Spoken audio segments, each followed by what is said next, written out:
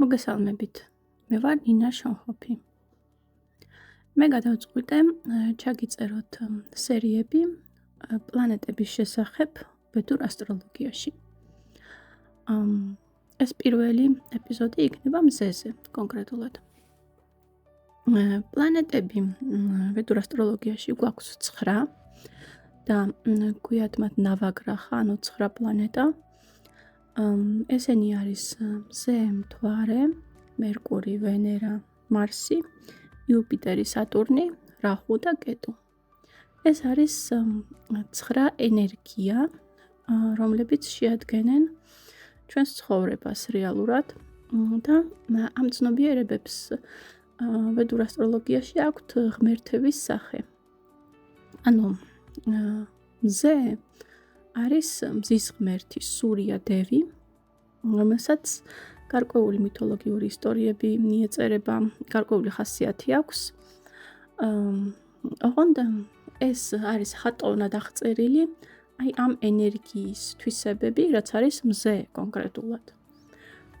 სურია დევი მაგალითად მოძრაობს ცაზე ეტლით, რომელშიც არის 7 ცხენი შეբმული და ეს 7-ვე ცხენი არის სიმბოლო მზის სინათლის, 7 სპექტრის, ასე ვთქვათ. ეს სიმბოლოებით არის ვედურ მითოლოგიაში გამოხატული ცოდნა და სიბრძნე. კონკრეტულად სურია დევზე მითოლოგიური ისტორიებს არ მოგიყვებით ამ ეპიზოდში, ცალკე ეპიზოდს ჩაგიწერთ, სადაც პლანეტებზე ისტორიებია. ახლა უბრალოდ ვისაუბროთ მზის ენერგიაზე და რას წარმოადგენს მზის ენერგია ბედურ ასტროლოგიაში. ესე იგი ყველაზე მთავარი, რაც არის მზე, ეს არის ცნობიერების ძალა ჩვენს რუკაში. ანუ ჩვენ ყველა ვართ ცნობიერება და ზოგიერთ ცნობიერებას აქვს უფრო ღრმა კავშირი საკუთარ ნაწილთან, რომელიც განსხეულების მიღმა, ანუ საერთო ცნობიერების ველთან, კონკრეტულად საკუთარ თავთან და ღმერთთან და ეს გამოიხატება მზეში. ანუ მზე რაც უფრო ძლიერია რუკაში, ეს ნიშნავს, რომ ამ ადამიანს უფრო მეტი ცნობიერების ძალა, ანუ თუ გადავთარგმნით, ეს არის ცეცხლის ენერგია ასევე. ანუ უფრო ძლიერი ცეცხლის ენერგია მასში. ასევე მზის მნიშვნელობა არის ეგო. და ეგო ზოგჯერ ესმით როგორც რაღაცა უარყოფითი, სინამდვილეში ჩვენი თვითრეალიზაცია ეს არის ეგო. ანუ ის რომ ჩვენ ვგრძნობთ, რომ ჩვენ ვართ და არა ყველაფერი ვართ ერთიანად, არამედ ვართ რაღაც კონკრეტული წერტილი, ეს არის ადამიანის თვითრეალიზაცია, ანუ ეგო. და როდესაც საუბრობენ ეგოზე, საუბრობენ ძირითადად ზედმეტ ეგოზე, ანუ ადამიანს როცა აქვს არასწორი თვითრეალიზაცია. ეს არის რაღაც ეგოს დარღვევა. ამიტომ ჯანსაღი მზე განაპირობებს ასევე, რომ ადამიანს აქვს ჯანსაღი ეგო. ასევე მზე არის პასუხისმგებელი ყველანაირ ზრდაზე და განვითარებაზე და ყველაფერ ცოცხალზე სამყაროში. მზეს ეხება ასევე წარმატება. ანუ რამდენად წარმატებული ვართ სამყაროში, ესეც მზის ენერგიაზეა დამოკიდებული, იმიტომ რომ სამყარო ძირითადად გვისარკევებს იმას, რაც ვართ და თუ ჩვენ ძლიერი ცნობიერება გვაქვს, ძლიერი საკუთარი თავის აღქმა გვაქვს, ასევე სამყაროსაც სწორედ ვირეკლავთ და ვახცევთ წარმატებას. მზეს ეხება აგნი ჩაკრა და ასევე მზეს ეხება ყველანაირი ავტორიტეტები. მზეს ეხება ასევე თვითშეფასება ადამიანის საკუთარ თავში თავდაჯერებულობის შეგრძნებაც მზეა. ასევე პლანეტა მზეზე არის დამოკიდებული ქარიზმა, ანუ როგორც მზეს აქვს გამოსხივება, ასევე ჩვენ გვაქვს რაღაცა კონკრეტული გამოსხივება და როდესაც ამბობენ, რომ ქარიზმატულია ადამიანი, ეს ნიშნავს, რომ ის ცხოვრობს საკუთარი მზის შესაბამისად, ანუ მისი მზე აქტიურია, მუშაობს მის რუკაში და ეს ადამიანი არის ქარიზმატული, უბრალოდ. ასევე მზეს ეხება ბედნიერება. ძირითადად ბედნიერებას მიაწერენ პლანეტა მთვარეს. მაგრამ მზის ბედნიერება ეს არის სულ სხვა ბედნიერების განცდა. ეს არის, როდესაც გრძნობ, რომ საკმაოდ ძლიერად გამოვლინდი ამ სამყაროში და თითქოს ეს ცხოვრება შენია, ესეთი განცდა როცა გაქვს. ეს არის ბედნიერება, რომელიც მზისგან მოდის. მზეს ეხება კიდევ აუცილებლად მამა ჩვენს რუკაში. ანუ მამასთან ურთიერთობა არის ხოლმე ინდიკატორი იმის, თუ პლანეტა მზესთან როგორი ურთიერთობა გვაქვს ჩვენს რუკაში. მამასთან ნეგატიურ ურთიერთობებში გამოიხატება, თუ მზე არის სუსტი დებილიტაციაში. და ზოგადად მამა როგორი ადამიანია, ეს იკითხება ხოლმე მზეზე ადამიანის რუკაში. ასევე მნიშვნელოვანია იმის აღქმა, რომ ადამიანი ძალიან ბევრს, ანუ სამყაროს აღქმას სწავლობს მამისგან. დედისგან სწავლობს ემოციური სხეულის აღქმას და მამისგან სწავლობს სამყაროს აღქმას.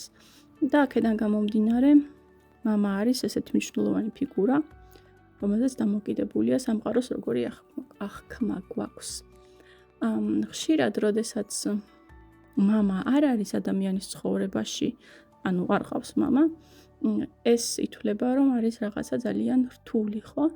მაგრამ ნეგატიური ესეთი სუსტი მამის ყოლას ბევრად ჯობია, რომ არ იყოს ადამიანის ცხოვრებაში მამა, იქიდან გამომდინარე, რომ ის პროგრამებს არ გადმოიღებს ადამიანი და როდესაც მამა არ არის, ადამიანს უფრო მეტი შანსი აქვს, რომ თვითონ შეიმუშაოს სამყაროს აღქმა, უფრო ჯანსაღი, ვიდრე იმ ადამიანს, რომელსაც ყავს სუსტი მზის ენერგიის მამა, ასე ვთქვათ. რა თქმა უნდა, ეს არის ის სიტუაცია, რაც მანიფესტირდება ჩვენს რუკაში. ეს არის მზე, არის იმ მდგომარეობაში რუკაში, როდესაც შევხედავთ, როგორც მოვიდა ჩვენი ცნობიერება ამ ინკარნაციაში და ჩვენ გვაქვს მთელი ცხოვრება იმისთვის, რომ ეს შევცვალოთ. ანუ ჩვენი დავალება არის ეს, რომ შევცვალოთ. მზის ენერგიის დაბალანსება შეიძლება ბევრი მეთოდით. აქ ჩამოვთვლით ახლა რამოდენიმეს. ესე იგი, პირველი, ყველაზე მნიშვნელოვანი, ეს არის რომ ავიღოთ საკუთარ თავზე პასუხისმგებლობა. ანუ ვისაც სუსტი აქვს მზე, მათ ძალიან ხშირად უჭირთ პასუხისმგებლობის აღება საკუთარ თავზე. ანუ ყველაფერს აბრალებენ, სხვებს აბრალებენ, სამყაროს გარემო პირობებს.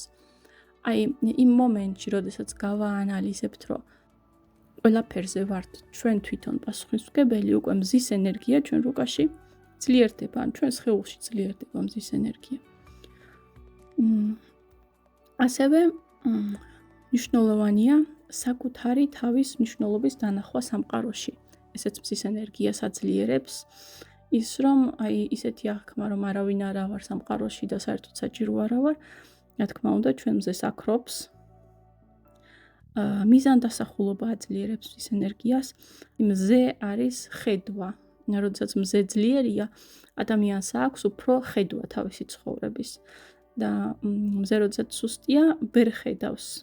ანუ ვერ ხედავს, რას უნდა მიაღწიოს, ვერ ხედავს, რისთვის დაიბადა. და თუ ჩვენ პატარა მიზანსაც კი დავისახავთ და იმისკენ დავიწყებთ ცვლას, ეს უკვე მზის ენერგიას აძლიერებს. ასევე მზეზე არის დამოკიდებული ძალიან სასიცოცხლო რითმი. ანუ მთელი სამყარო, დედამიწაზე მთელი ცოცხალი ორგანიზმები მზის ენერგიის შესაბამის რითმში ცხოვრობენ, ხო? ასევე აქედან გამომდინარე რეჟიმი აძლიერებს ძალიან მზის ენერგიას ჩვენში. თუ ადამიანი ადგება მზესთან ერთად დილით, შეიძლება თავიდან გაუჭირდეს, სავარაუდოდ თუ სუსტი მზე აქვს, იმ ადამიანებს უჭირთ უფრო დილით ადგომა, ვიდრე ძლიერი მზიან ადამიანებს.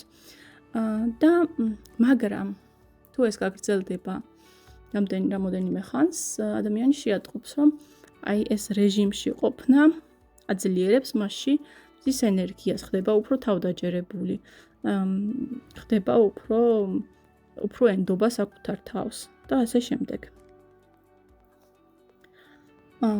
ასევე მზის ენერგიას აძლიერებს და აბალანსებს მამასთან ურთიერთობის მოგვარება.